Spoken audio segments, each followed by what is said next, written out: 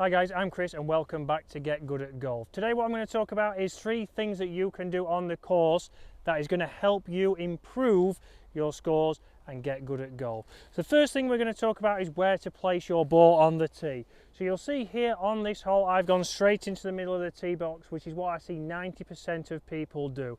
You go there because the tee markers are out, it's easier just to go into the middle. But as you see, when I set up to this ball, the tee markers, and it'll be the same at a lot of golf courses, this tee box is not flat. So there the ball is above my feet, and what that is automatically going to do is encourage me to potentially hit that ball to the left. So I could come in, do my full routine, go through my practice swings, but the lie is going to encourage me to potentially hit that to the left. And what I see is people come in, set up normally, put a great swing on this, in there, aim down the middle,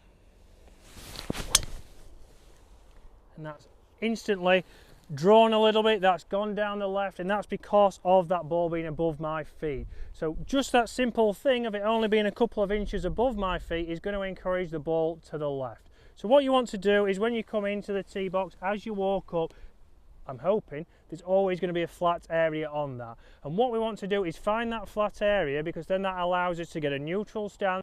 Depending on what swing I put on that, we can give ourselves the best chance of finding the centre of the face and hopefully finding the middle of the fairway.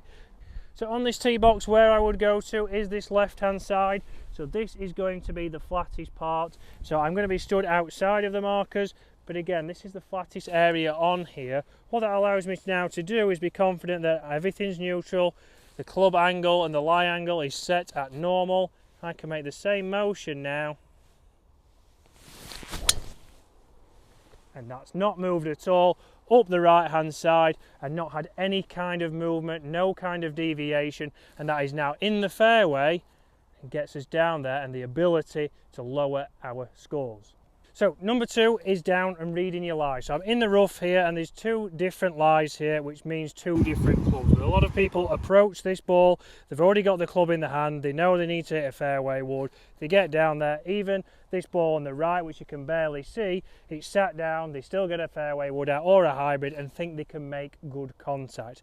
What you need to think is when you're in the rough, especially into the winter, is right, if the ball is sat on the top, we can be nice and shallow because I can pick that ball nicely off the top. So we could go for a fairway wood.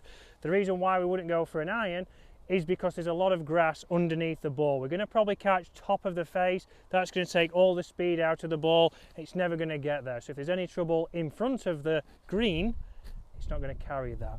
So first of all, I'm going to play the lie off the top. I'm going to use my 7 wood here. I can be nice and positive, a normal motion. It is in the rough, but it's sat nice and high, a nice shallow swing,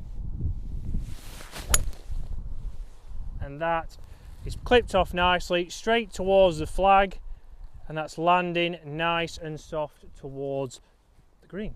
So second one, obviously in the rough now, what we want to think about is sat down. We need to think an iron because we're going to have more angle of attack. We're going to be hitting down onto that golf ball and we want less interaction with the grass. So we're going to be pretty steep on this. So steep means I need an iron. If we go with a fairway wood, it could catch on the top and it could not reach. So I'm going to grip down slightly out of the rough here, nice and positive. Take that divot, get that launching lower, direct, more towards the hole, less height on that shot, so it's going to run more onto that, so you need to counter out where that's going to land, how much it's going to run, and where the finishing position will be. So that's point number 2. Let's get to point number 3.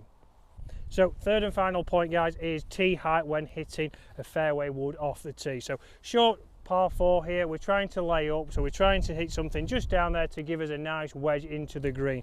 But time and time again I see amateurs tee it up really high and think, well, I've got a wood, I've got to tee up nice and high. With these clubs, we are designed to hit down into the golf ball. We're not trying to brush the ground, we are trying to take a little bit of a divot here, so we are hitting down. If the ball is teed up nice and high, simply we're going to go straight underneath the ball, we're going to hit the roof, we're going to hit the sky, we're going to hit the sky. We're going to sky that ball, it's going to go straight up into the air and we're going to lose distance. So when you're thinking about teeing this up, tee it up as if you was on the fairway. So it's just above the ground. We can then still hit down, we're going to hit the centre of the face and we can be nice and positive. Ball position is the same, we don't change that from if we're on. We're still going to be hitting down and taking a little divot.